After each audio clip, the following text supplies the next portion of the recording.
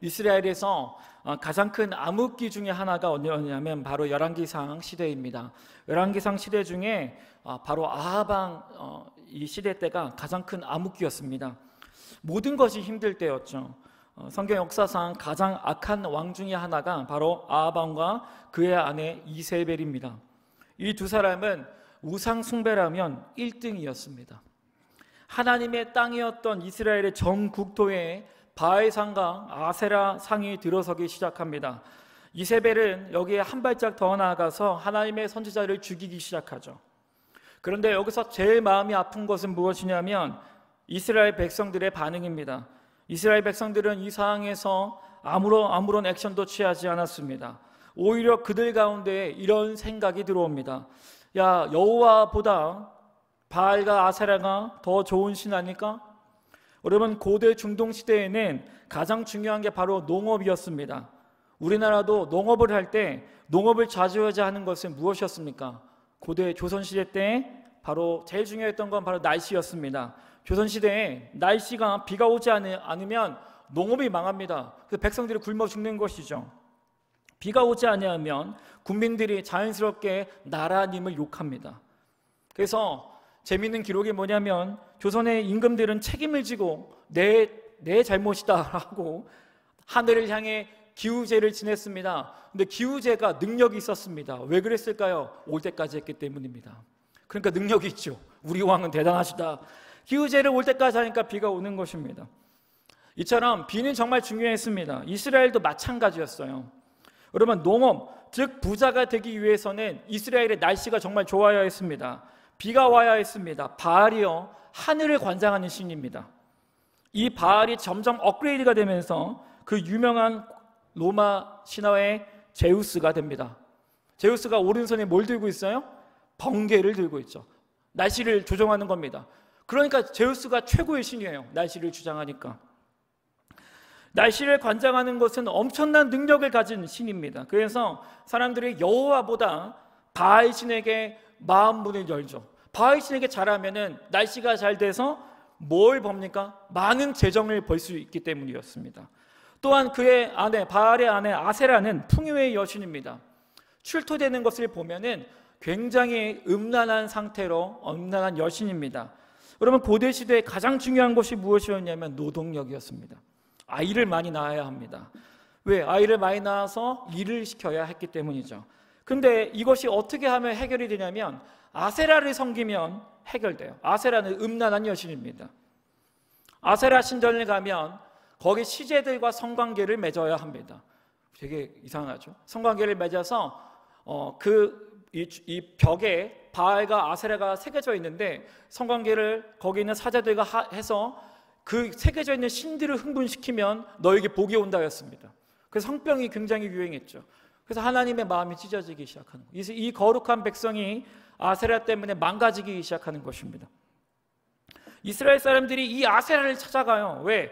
이 음란한 아세라에게 절하고 복을 주면 경배하고 헌금하면 어떤 일이 일어납니까? 아이가 많이 낳는 것이죠. 아이를 많이 낳는다는 것은 부자가 된다는 것이었어요.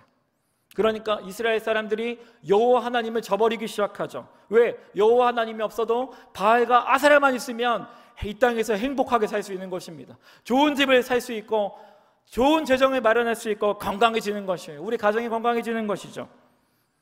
그래서 이스라엘 백성들이 점점 여호와 하나님을 저버리기 시작한 겁니다. 하나님의 이름이 지어진 이때에 하나님의 선지자 엘리야가 나타나죠. 엘리야가 패기 넘치게 나타나서 아합 왕에게 얘기합니다. 아합 왕이여, 당신의 선지자를 다 데려오라고 얘기를 하죠. 내가 그들과 싸우겠다고. 그래서 바알 선지자 450명과 아세라 선지자 400명이 갈멜산으로 옵니다. 그래서 850대 1입니다. 하나님의 진영에는 엘리야가 있고요. 구경꾼들은 누구냐면 모든 이스라엘 사람들이 다 왔어요. 정말 가슴 아픈 일입니다. 여러분, 구경꾼으로 온 이스라엘 사람들이 이방 민족, 하나님을 믿지 않는 백성이 아니라 불과 몇 년 전만 해도 하나님의 백성들이었는데 마치 팔짱 끼고 구경하러 왔습니다. 구경꾼처럼, 야, 누가 이길 것 같냐? 야, 여호와가 이길 것 같아? 바알이 이길 것 같아. 야, 여호와 하나님 또 살아있냐? 하고 마치 조롱하듯이 구경하러 다 왔어요. 여러분 한번 말씀해 볼까요? 엘리야가 이렇게 얘기를 합니다. 우리 함께 읽겠습니다. 시작. 엘리야가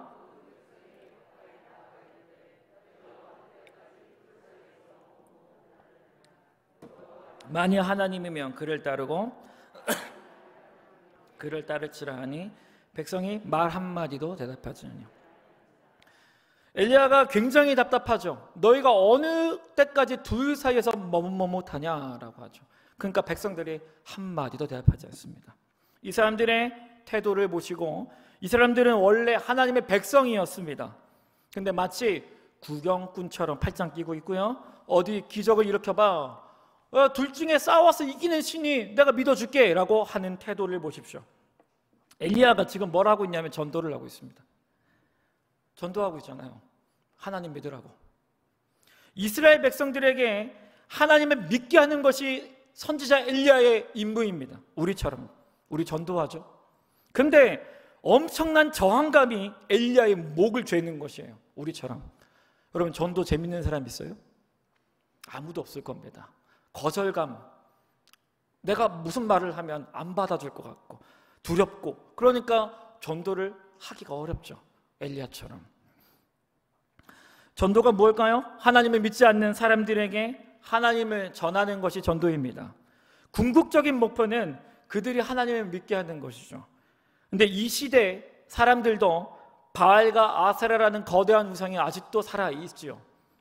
바알은 돈을 얘기합니다. 재정을 얘기합니다. 집을 말합니다. 직장을 말합니다. 바알 신만 있으면, 돈이 있고 튼튼한 직장과 안정적인 행복만 있다면 하나님 없이 살 수도 있다고 말합니다. 실제로 뭐라고 얘기하냐면, 내가 교회를 다니지 않는데도 너보다 잘 사는데 내가 왜 네가 전하는 하나님 믿어야 돼? 이렇게 얘기하는 사람이 있습니다. 그러면 그 사람들의 말 앞에 할 말이 없어져요. 정말 맞는 것 같아요. 복음을 전하는 제가 그 사람보다 집이 안 좋아요. 그 사람보다 직장이 좋지 않아요. 그러면 어떻습니까? 두려움이 임박하고 내가 뭐 잘못했는지 좀 마음이 움츠러들게 되는 것이죠. 아세라는 무엇입니까? 여러분, 지금 이 시대 사람들은 굉장히 행복한 시대를 살고 있죠. 즐거운 취미 활동이 있습니다. 주말마다 등산하고, 그런 취미가 나쁘다는 것이 아니라 그것들이 있기 때문에 행복합니다. 인생이 행복해요. 여행 다니고 행복해요. 그러니까 뭐가 필요 없습니까? 하나님이 필요 없는 것이에요. 우리에게 말하죠. 나 지금 행복한데 못하러 예수를 나보고 믿으라고 하는 것입니다. 야, 너는 하나님을 믿는데 너의 삶은 나보다 불행한 것 같다. 이럴 때마다 마음이 움츠러들죠. 전도 말도 못할 것 같습니다. 자, 근데 우리와 비슷한 상황인 엘리야의 태도를 한번 볼까요? 엘리야가 제단을 쌓습니다. 제단에 송아지를 놔요. 그리고 물을 쏟습니다. 그럼 몇 번 쏟아요. 그리고 엘리야가 뭘 하냐면 그 수많은 백성들 다 보는 앞에서 무릎을 탁 꿇어요. 그래서 엘리야가 기도하죠. 함께 읽습니다. 시작. 여호와여,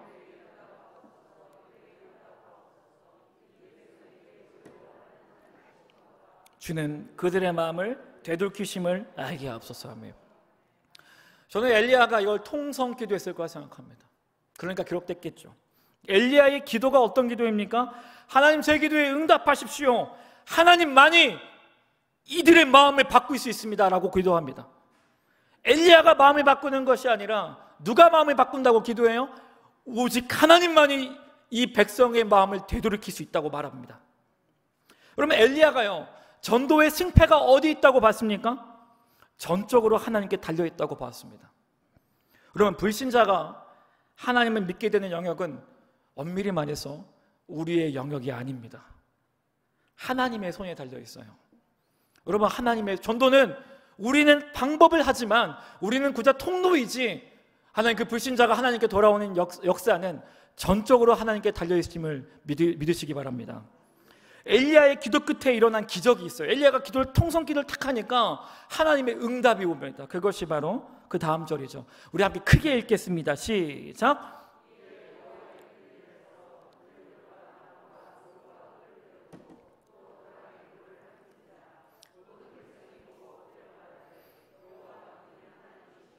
여호와 그는 하나님이시더라.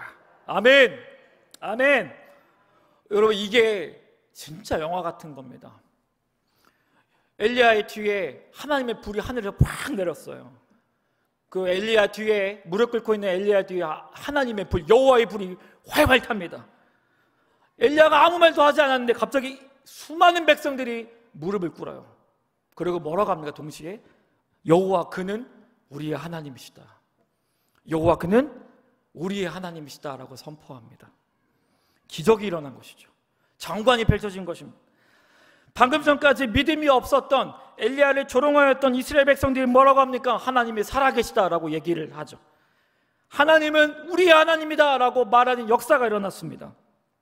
여러분, 우리가 기도하면 일어나는 일이 있습니다. 하나님의 불이 이 땅에 옵니다. 그리고 그 불의 능력이 뭔지 아세요?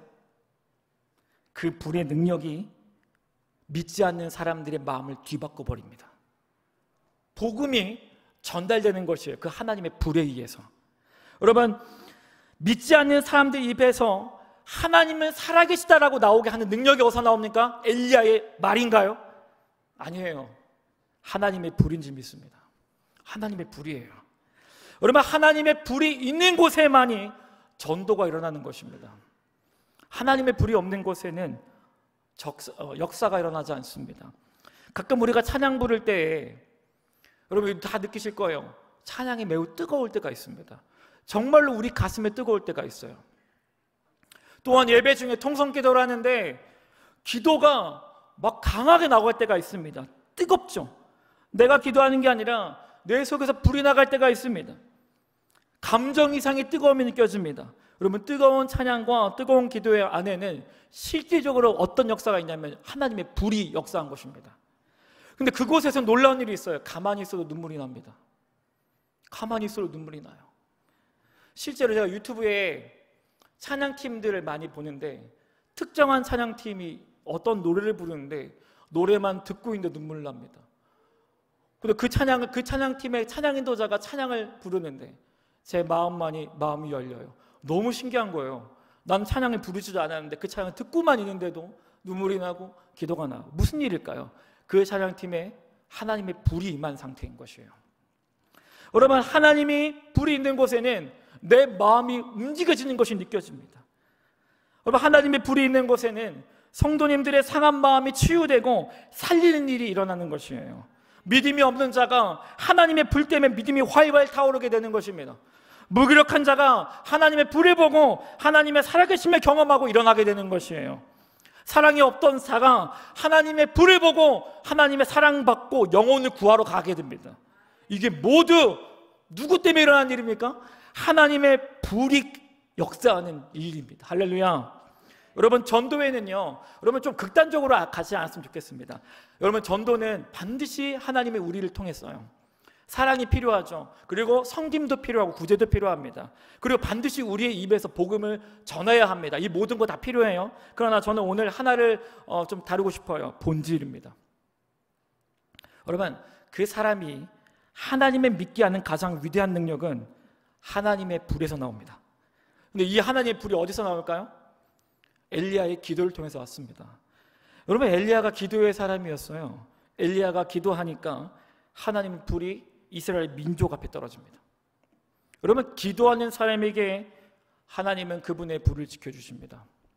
다시 말해서 전도자는 기도자입니다. 여러분, 전도 아무리 열심히 해보세요. 기도 없이 마음만 힘듭니다. 근데 기도하면 어떤 약한 사람도 기도하면 하나님이 그 사람을 통해서 영혼을 구하기 시작하는 것이에요. 여러분, 불을 받으시기 바랍니다. 할렐루야. 다시 말해서 기도로 활활 타올라야 합니다. 여러분 안에 하나님의 불이 타오르고 있습니까? 영적으로 타오르고 있습니까? 18세기에 스펄전 목사님이라는 분이 계셨어요. 우리 교회 역사상 가장 위대한 목사님이라고 추앙받는 분이십니다. 스펄전 목사님. 스펄전 목사님이 별명이 설교의 황태자였습니다. 설교를 하면 10,000명의 성도들이 몰려들었대요. 그리고 이분이 매 예배가 끝나고 세례를 줬답니다. 매 예배가 끝나면 예수님을 믿는 사람들이 나오는 것이에요. 한 번은 이제 이분이 영국에 이제 크리스탈 궁에 가서 설교를 할 기회를 얻게 됩니다. 전도 집회를 하게 됐어요. 근데 거기가 2만 명이 들어가는 경기장이니까 큰 데니까 미리 전날에 가서 리허설을 하게 됐습니다. 그래서 올라가가지고 그때 당시는 마이크도 뭐 별로 없고 뭐 장비가 안 좋으니까 올라가서 이 목사님이 리허설을 합니다. 근데 그 유명한 말을 합니다. 리허설이 뭐였냐면 우리처럼 이게 아니라 이 목사님이 리허설을 요한복음 1장 29절을 읽었대요. 리허설. 잘 들리세요? 이렇게 한 거죠. 잘 들립니까? 제 목소리 체크하세요? 하고 보라 세상 죄를 지고 가는 하나님의 어린 양이도다라고 요한복음 1장 29절을 읽었습니다.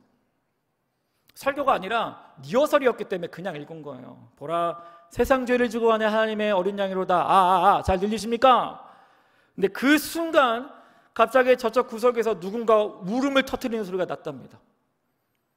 그래서 다들 갔더니 거기에 공사를 하는 인부가 공사하다가 스펄전 목사님의 요한복음 1장 29절을 듣고 눈물을 터뜨립니다. 그런데 와가지고 어린 양이 누구냐고 물었대요. 나를 위해 죽으신 그분이 누구냐고 물었대요. 그래서 리허설을 한 번 했는데 복음을 듣게 되는 역사가 일어납니다. 여러분, 하나님의 사람이 말 한마디 외쳤는데 그곳에 뭐가 임한 걸까요? 영적으로 하나님의 불이 그곳 가운데 임한 것입니다. 그럼 불로 인해서 일하던 인부가 하나님을 믿게 됐어요. 수많은 사람들이 이 스펄전 목사님에게 와서 비결을 물었대요. 어떻게 목사님은 설교에 능력이 있어요? 어떻게 목사님은 설교하는 족족 예수님을 믿는 사람들이 나옵니까? 그러면 목사님이 항상 하는 행동이 있었답니다. 그 자기 교회에 그 방문객들을 데리고 지하실로 내려갔대요. 말을 안 하고 지하실로 내려가서 지하실을 열었는데 우리 교회처럼 중보기도실이 거기에 있었답니다. 그 중보기도실 열고 보여줘요. 그럼 거기에 평일인데 성도들이 수백 명의 성도들이 와서 기도하고 있었답니다. 그래서 스펄전 목사님 딱 보여주고 이것이 내 설교의 능력이에요. 성도들이 하나님의 불을, 여러분 거기에 성도들이 매일 나와서 기도하는 것이에요. 그러니까 그 교회는, 스펄전 목사님 교회는 매일 뭐가 있습니까? 하나님의 불이 타오르고 있는 교회였습니다. 스펄전 목사님의 교회 성도들은 가히 기도의 용사들이었습니다. 그럼 설교의 능력이 어디서 왔어요? 어떻게 복음의 능력이 임했습니까? 왜 전도의 능력이 있습니까? 말을 잘해서요? 훌륭한 프로그램 때문일까요? 물론 필요하죠. 여러분 극단적으로 가지 않았으면 좋겠습니다. 오늘 본질을 얘기하는 겁니다. 여러분 저는 바로 왜 그렇게 능력이 있었냐? 바로 기도하는 성도들이 있었기 때문이라고 믿습니다. 하나님의 불이 있는 곳에 전도의 역사가 일어납니다. 여러분 하나님의 불은 상상을 초월한 능력이 있습니다. 여러분 저는 이번 이후 초청 주일 때 저는 전도 이전에 무엇보다 우리 교회에 하나님의 불이 임하기를 선포합니다. 여러분 사실 한번 정말 솔직히 얘기할까요? 전도 즐거우신 분 있어요? 손 들면 안 돼. 손 들면 더 박수 쳐 드릴게요. 전도 즐거우신 분 있으세요? 아무도 없을 겁니다. 부산에 이제 풍성한 교회라고 제가 10년 전에 풍성한 교회라고 이제 컨퍼런스를 한 적이 있습니다. 그래서 전국 각지의 목사님들 모여서 이렇게 뭐 프로그램을 배우는 게 있었는데 저도 갔었습니다. 저는 청년 스텝으로 갔는데 목사님들이 모여놓고 마지막 날 C3를 뭐 하냐면 2-3명 짝지어서 전도하러 보내는 걸 했습니다. 가면 이제 스텝들이 검사하러 다닌대요. 그럼 목사님들이 카페에 숨어있다가 발각이 됩니다. 막 웃으면서 목사님들은 부끄러워하는 거죠. 근데 그 얘기를 듣고 제가 어떤 생각했냐면 전도는 다 힘들구나. 다 힘들고 목사님들도 뭐라고 하시냐면 이러는 거예요. 너무 부끄럽다고. 거절당할까 두렵다고 합니다. 여러분 저는 한 번도 전도 즐겁다고 하는 사람 본 적 없습니다. 거절당할까 하는 두려움, 말실수할까 하는 두려움, 나의 연약함 때문에 전도가 너무 부담스럽습니다. 여러분 근데 성경은 우리에게 도전해요. 걱정하지 말라고 합니다. 네가 전도하는 거 아니라고 합니다. 그럼 우리는 연약하고 부족한데 하나님의 불은 능력이 있습니다. 우리는 약한데요.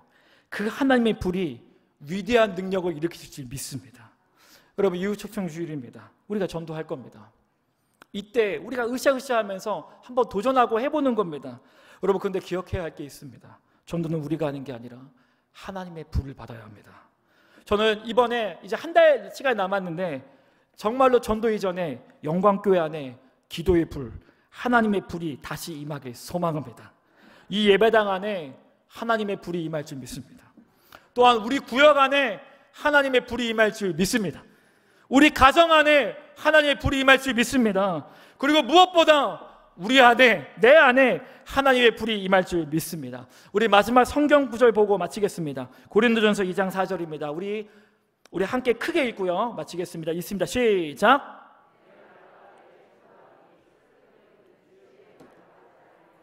다만 성령의 나타나심과 능력으로 하여. 할렐루야. 성경은 말합니다. 전도할 때 내가 널 사용할 거지만 나를 의지하라고 성경은 말합니다. 우리 다 함께 이 이후 초청 주일 이제 한 달 남았는데 우리 기도가 다시 회복되고 기도의 불을 받아서 이 영광교회를 통해서 여섯 땅에 있는 수많은 영혼들이 주께 돌아온 역사가 있을 줄 믿습니다. 할렐루야.